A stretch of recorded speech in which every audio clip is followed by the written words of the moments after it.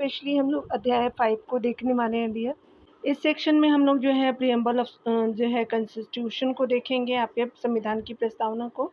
ठीक है, तो चलिए हम लोग देख लेते हैं इंडियन पॉलिटी के सेक्शन को। स्पेशली हम लोग ये कथन को पढ़ेंगे और बताना है कि ये कथन जो है वो किससे संबंधित हो जाएगा। ठीक है, तो यहाँ पे चलिए एक लाइन देख लेते हैं।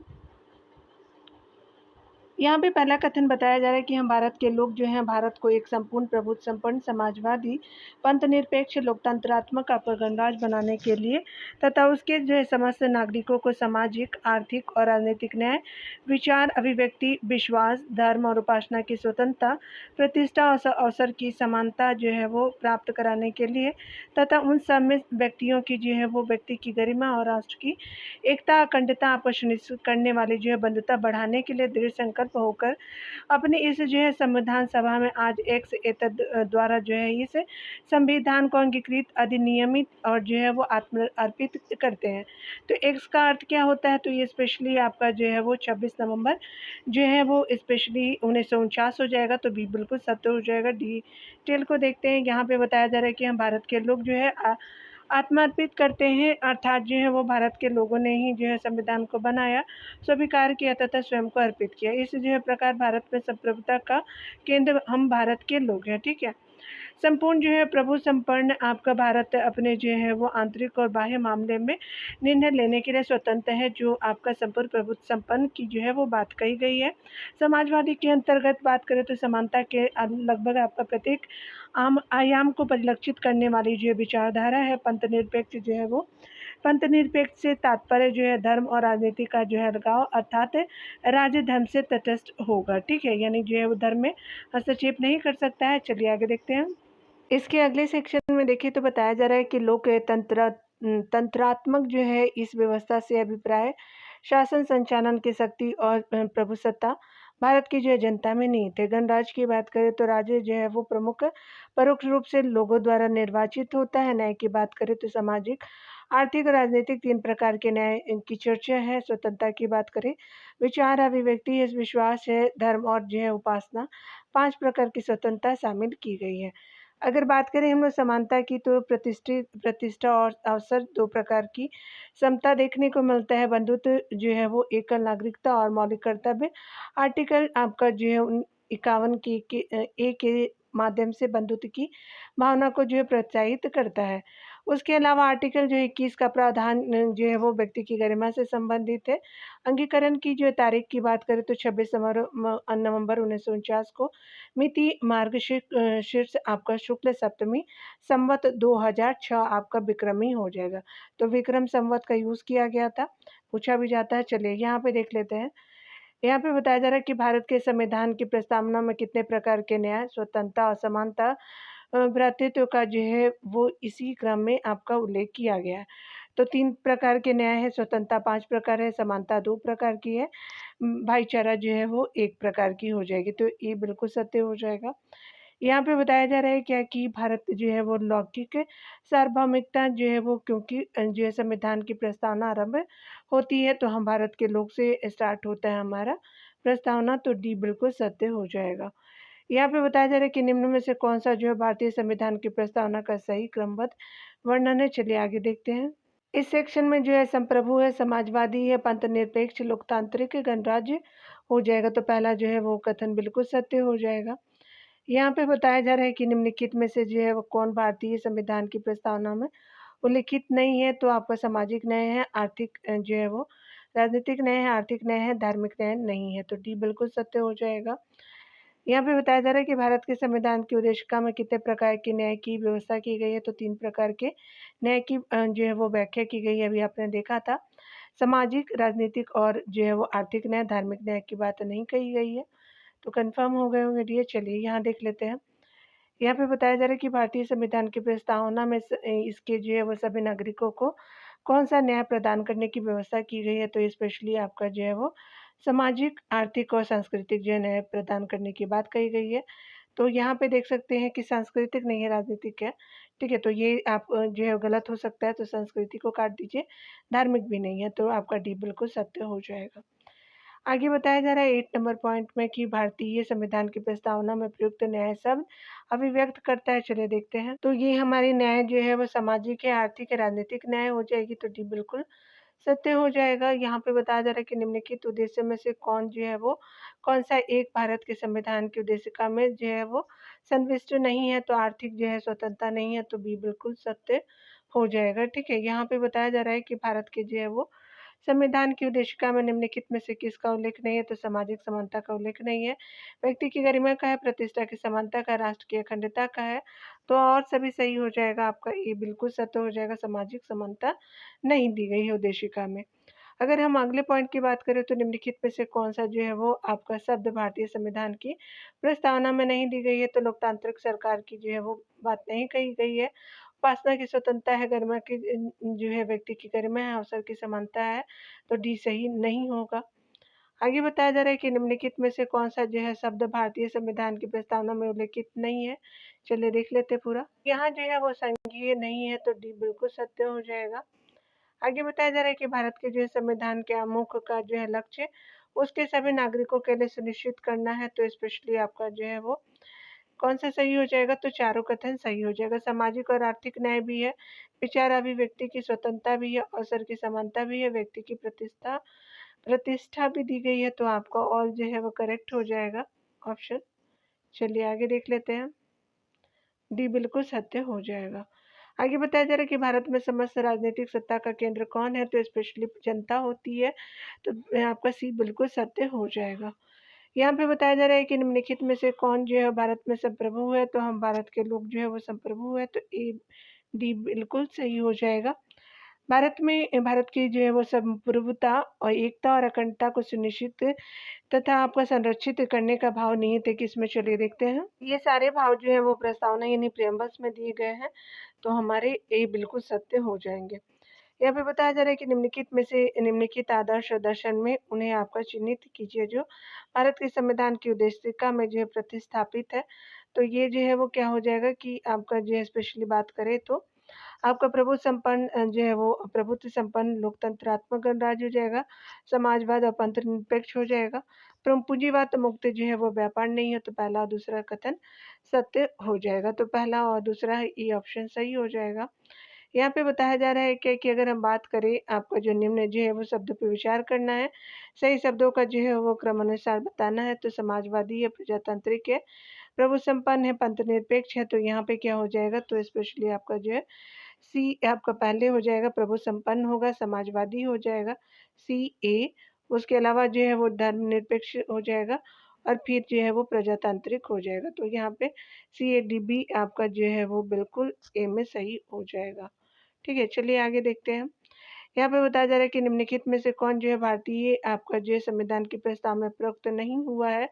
चलिए देख लेते हैं। तो प्रस्तावना में उदारवादी नहीं है, धर्मनिरपेक्ष और पंथ निरपेक्ष है, सार्वभौम भी है, लोकतंत्रात्मक भी है, तो लोकतांत्रिक भी है, तो डेमोक्रेटिक जिसको बोलते हैं। तो ये सही हो जाएगा जो नहीं है। ठीक है। यहाँ पे बताया जा रहा है कि भारत के संदर्भ में निम्न में से कौन जो है धर्मनिरपेक्ष शब्द का सही भाव व्यक्त करता है। तो भारत के जो है वो आपका कोई धर्म नहीं है।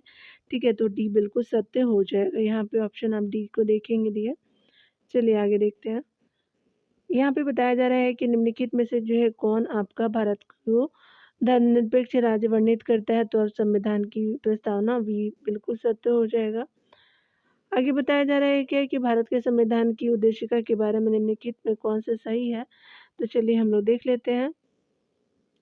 यहाँ पे पहला है कि उद्देशिका जो उद्देश्य संकल्प जो है वो जवाहरलाल नेहरू द्वारा प्रस्तावित जो है वो किया गया था और जो है संविधान द्वारा पारित किया गया था जो अंततः आपका उद्देशिका बना।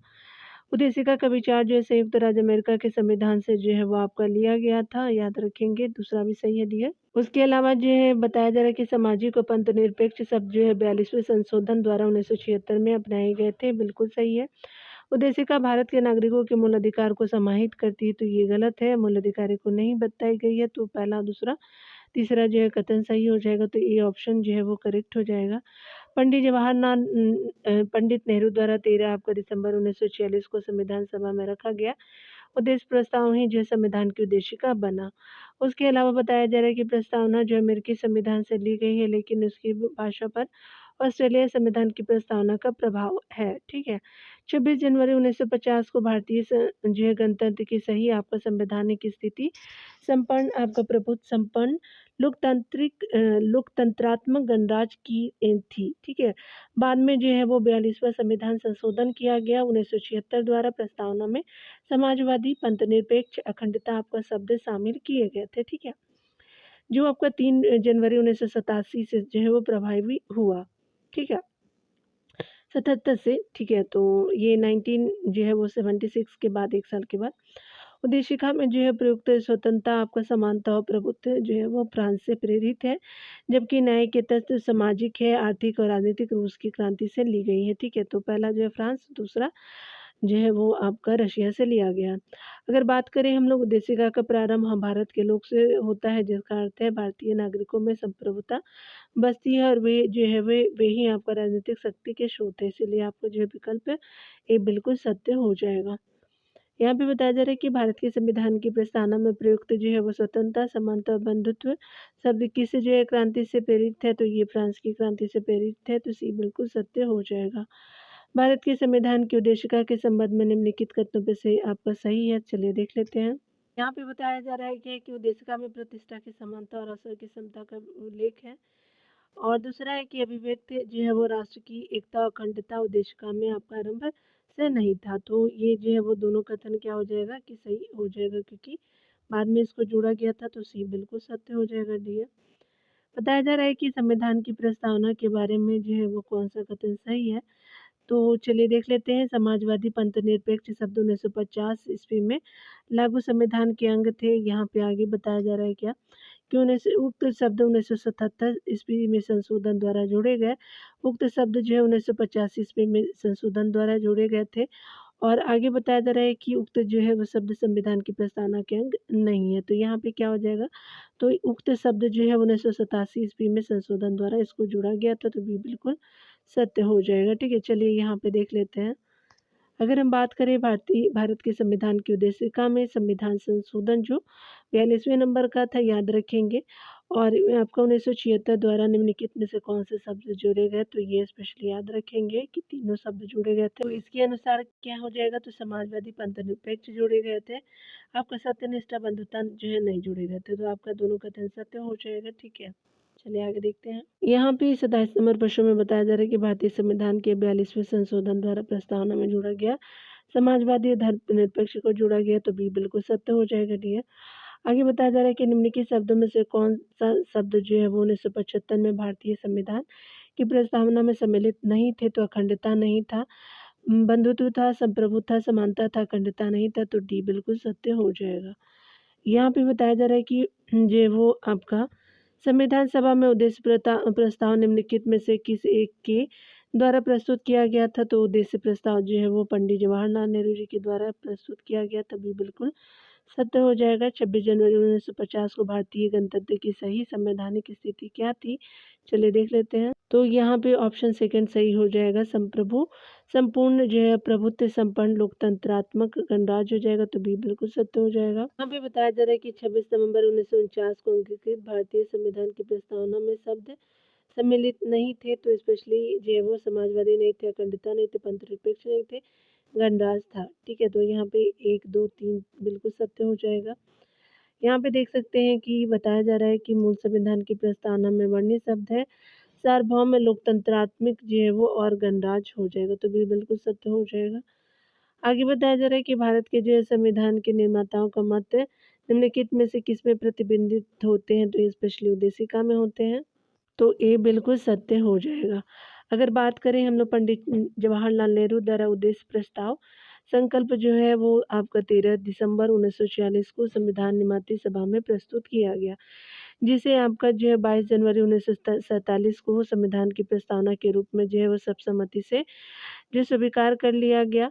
प्रस्तावना भारतीय संविधान की भूमिका की भांति है, जिसमें जो है संविधान के उद्देश्य हो आपका आदर्श हो सरकार के जो है वो स्वरूप, संविधान के शोध से संबंधित प्रावधान और संविधान के लागू होने की तिथि आदि का जो संक्षेप में उल्लेख है, और संविधान निर्माताओं का जो है वो मत प्रतिबिंबित होता है।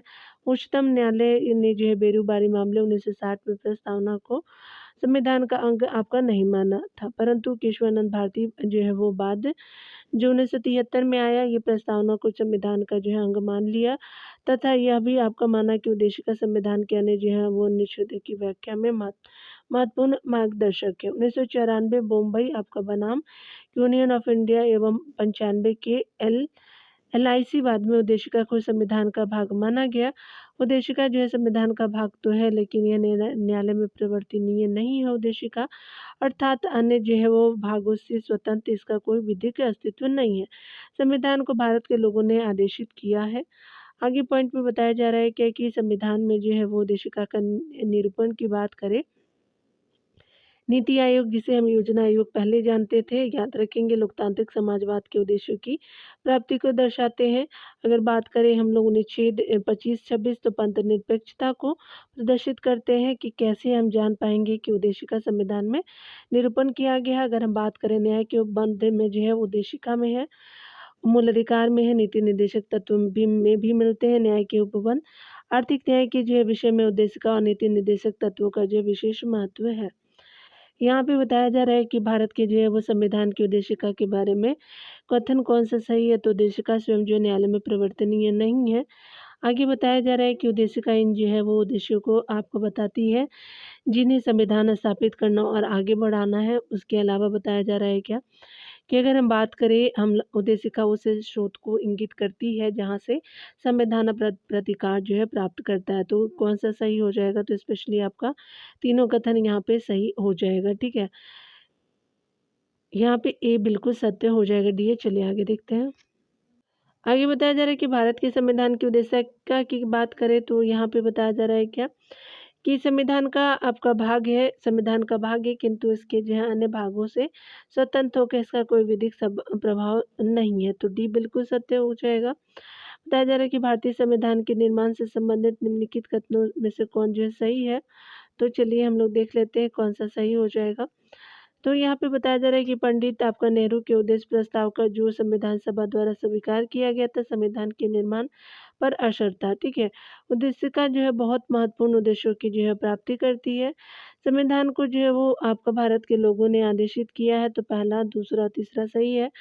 राज्य के मुखिया के लोग जो प्रत्यक्ष रूप से निर्वाचित करते, तो ये गलत हो जाएगा, पहला, दूसरा, तीसरा सही हो जाएगा, तो ये बिल्कुल सत्य हो जाएगा। ठीक है, यहाँ पे बताया जा रहा है क्या कि संवैधानिक जो है वो उद्देश्यों में व्याख्या में उद्देशिका उपयोगी है, क्योंकि यह जो है वो क्या करता है कि यह संविधान निर्माताओं के वास्तविक लक्ष्य और दर्शन को जो सम्मिलित करता है। चलिए देखते हैं, तो बी ऑप्शन बिल्कुल सही हो जाएगा, डी। आगे देखते हैं। यहाँ पे बताया जा रहा है कि सर्वोच्च न्यायालय के जो है वो कौन से निर्णय में तय हुआ कि प्रस्तावना जो है संविधान का अंग है, तो ये स्पेशली आपका 1973 का केशवानंद भारती बनाम जो है वो स्टेट ऑफ केरल था, याद रखेंगे, ये जो है वाद 1973 में आई थी। ठीक है, यहाँ पे बताया जा रहा है अगले पॉइंट में कि निम्नलिखित में से किस जो है वाद में उच्चतम न्यायालय ने धारणा प्रस्तुत किया कि उद्देश्य का संविधान का भाग है, तो ये क्या हो जाएगा, तो यहाँ पे जो है मुंबई आपका बनाम यूनियन ऑफ इंडिया के बाद में था, तो सी बिल्कुल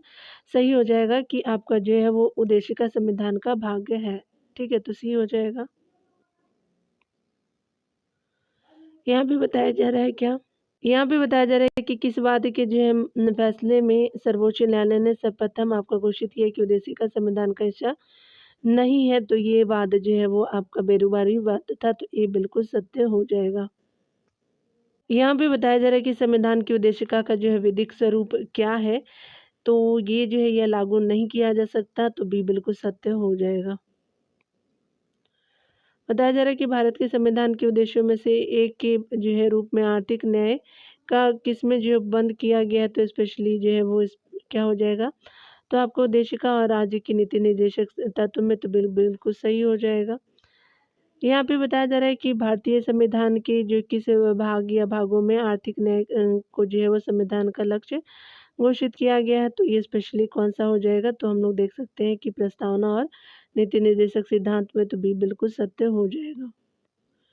आगे बताया जा रहा है कि भारतीय संविधान की प्रस्तावना में किन जो है वो आदर्शों एवं उद्देश्यों की रूपरेखा दी गई है, उनकी जो आगे व्याख्या की गई है। चलिए आगे देखते हैं। तो ये आपका दिया गया है मूल अधिकारों, राज्य के नीति निर्देशक सिद्धांतों तथा मौलिक कर्तव्य के अध्याय में। तो सी बिल्कुल सत्य हो जाएगा। यहाँ पे बताया जा रहा है कि भारतीय भारतीय आपका जो संविधान का कौन सा जो है भाग संविधान की आत्मा कही गई है, तो उद्देशिका को कहा गया है। तो यहाँ पे सी बिल्कुल सत्य हो जाएगा। उद्देशिका को जो संविधान की आत्मा कहा जाता है। कृष्ण स्वामी अय्यर के शब्दों में संविधान की प्रस्तावना हमारे दीर्घकालिक जो है सपनों का विचार है। कि मुंशी ने जो है प्रस्तावना को हमारे संप्रभु प्रजातांत्रिक गणतंत्र की जो है वो जनकुंडली कहा है। प्रस्तावना में हम क्या करेंगे, हमारा ध्येय क्या है और हम किस जो है दिशा में जा रहे हैं का उल्लेख किया गया है। ठीक है, यहाँ पे बताया जा रहा है कि निम्नलिखित में से किसने जो भारतीय संविधान की प्रस्तावना को हमारे संप्रभु प्रजातांत्रिक गणराज्य की जनकुंडली कहा है। तो ये स्पेशली आपका के मुंशी जी हो जाएंगे। तो डी बिल्कुल सत्य हो जाएगा। ऊपर आपका प्रस्तावना खत्म हो गया डियर। ठीक है, तो मिलते हैं अगले वीडियो में। खुद का ख्याल रखिए, पढ़ते रहिए। Take care dear.